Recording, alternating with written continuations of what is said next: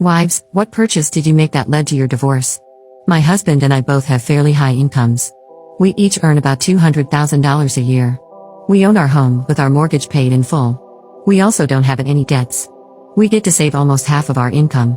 We keep most of our finances in a joint account, but we allocate $1,500 a month each as fun money to spend on hobbies, luxury goods, outings with our own friends, and the like.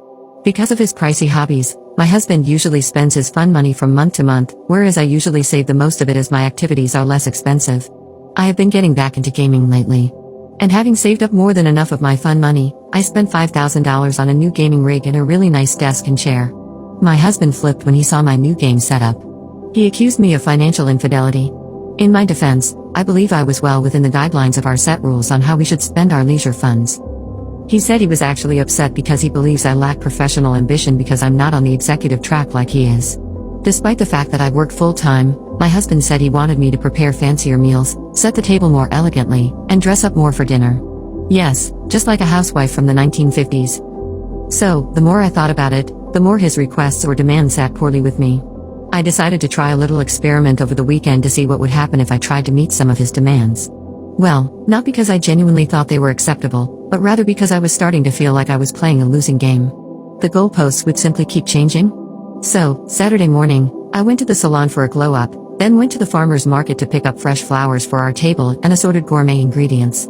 Saturday is usually our date night out, but I suggested we stay in so I could make us a special dinner steakhouse style. Our menu included lobster bisque, a bread basket with several types of rolls, savory muffins made from scratch, crab stuffed mushrooms, filet mignon, au gratin potatoes, and white chocolate mousse topped with raspberries. I wore a lavender sheath dress, which is his favorite color, and high heels. I also did my hair and makeup. I was given a cold thanks, it was tasty and a peck on the cheek in exchange for all of that. Naturally, I handled all of the serving and cleaning. On Sundays, we usually go out, but he suggested I make us brunch at home. So I made French press coffee, mimosas with freshly squeezed orange juice, Belgian waffles with a banana foster topping, scrambled eggs with parmesan and fresh herbs from our garden, roasted fingerling potatoes, and maple glazed bacon. I wore a blue sleeveless sundress, witch sandals, and did my hair and makeup. Again, I got a thanks, it's good and no help with serving or cleanup. Afterwards, I questioned whether this was the criticism he had previously made of me. He said that this was a start, but that I was acting very entitled by wanting credit for basic adulting skills.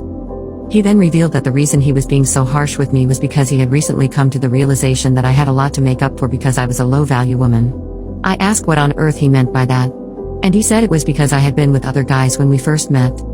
We started dating at 21. I was upfront with him then that I'd had 2 previous partners, my high school boyfriend and another boyfriend I had my first year of college. Both were very committed relationships. He continued by saying that I would have to make up for his low opinion of me for the rest of my life. I should consider myself fortunate that one person wanted to marry me because I didn't deserve monogamy or to be treated equally. In addition, he's connected with someone from work, so I'd best do something to keep him. I told him it didn't sound like there was anything to keep if he no longer loved me or even respected me. When I asked him to leave, he responded that he would be happy to go to his girlfriend's place. Anyway, I have taken the week off from work to get my head together. I have an appointment with a lawyer tomorrow. I canceled the marriage counseling appointment, but got a referral to an individual therapist who can do an intake session with me later in the week. He and his girlfriend are coming this evening to get more of his clothes and things, so I have to mentally prepare myself for that. I do not think I am low value in any way. I let my husband make me think less of myself on some levels for a short time, but now I truly see that he was the problem. Obviously, we don't share the same goals and values, and he has become someone I don't recognize. I know the divorce won't be fun or easy, but I will be okay.